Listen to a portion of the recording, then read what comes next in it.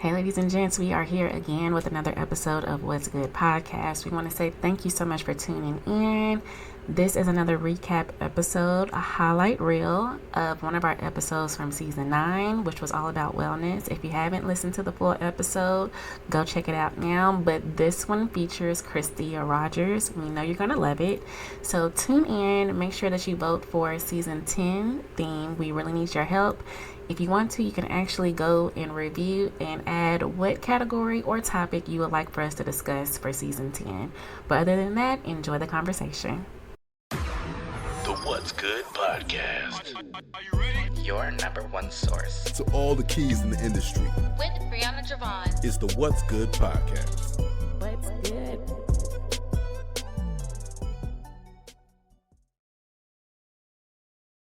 Those are lies. They're lies.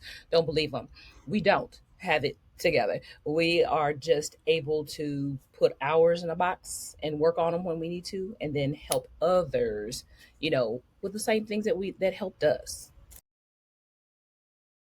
Well, I am Christia Rogers. I'm the CEO as well as clinical director of Bridges to Crossroads Counseling in intensive care. So I say more intensive because sometimes we might need more care than your once a week, once every other 2 weeks. I thought that at this point in my life, I would be an Olympic track and field coach. So I thought that it would be a good thing to go ahead and go back to school. And I did that and got my master's and all the credentials and all the things, student loans included. I know, right? Educating myself, taking a deeper dive on how people heal, because it's different for everybody. Some of the things that we use as interventions may be okay for me or for you, but it may not be the same for someone else. We want to make sure that you're able to see someone of quality. You're not going to just see some blow Joe. Each of my clinicians have been hand selected. I'm kind of a hard head and control freak, recovering control freak.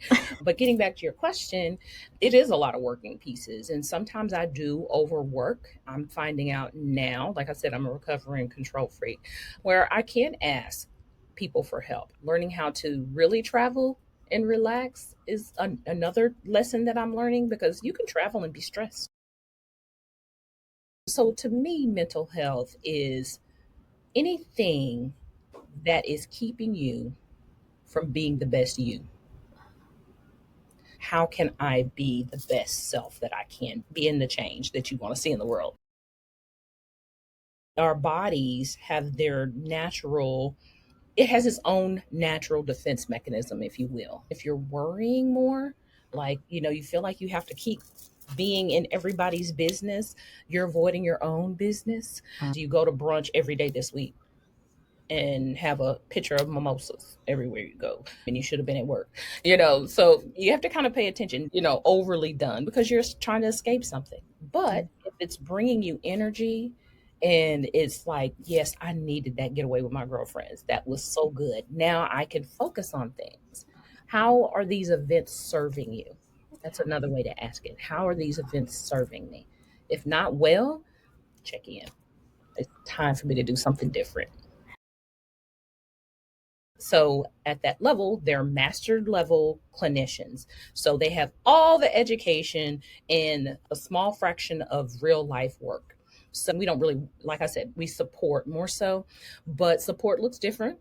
I'm gonna keep saying that, because I like a person that's going to tell, that's going to be really direct. Some people don't want to be confronted. I'm a more confrontational type of therapist. So once they finish their hours, they're basically able to walk out the door and have their own full practice and ready to go. I need to find a good silver lining of just sharing just broad content, but how do I do that? Of course, I do tell my clients, please don't take your diagnosis from TikTok or Instagram. I'm sending out the back signal. Don't do that. Don't do that.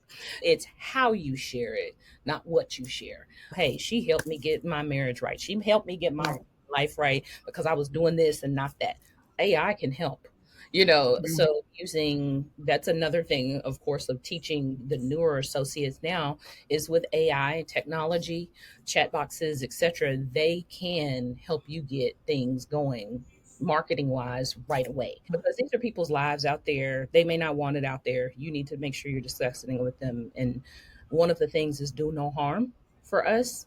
So is that going to harm your client for putting it out there? You have to ask yourself that question before you start putting things out there. So I was going to school working 40 plus hours a week, because I'd go in at 8 or earlier. I'd stay after. Then I was seeing clients after that. So I started like kind of clocking my hours, and I was putting in like almost 80 hours in a week. And you don't realize what you're doing. When are you just going to just stop doing the school and do your practice full time? Because you doing about the same amount of hours. Talk it out with the people. I know.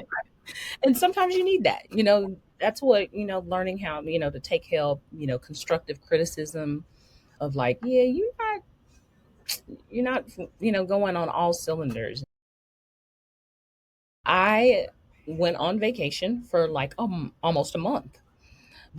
It was fabulous. I was able to go to Italy. Me and my partner went to Italy. It was fabulous. And it sustained by itself, I love It was okay, and that was big for me. I learned a lot in that about myself too. It's like, hey girl, you did it.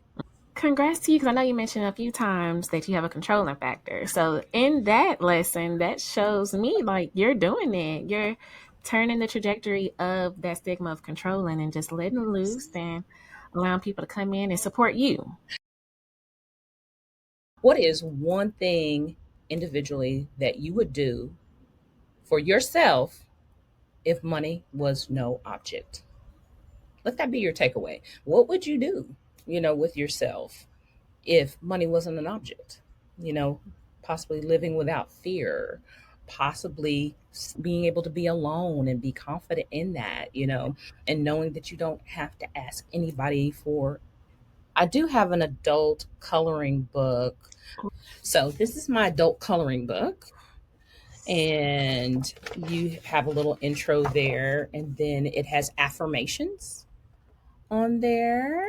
Adults can color, and it's one of my solutions. Of course, you have to make sure that you don't pour from an empty cup. You want to make sure that you take care of yourself.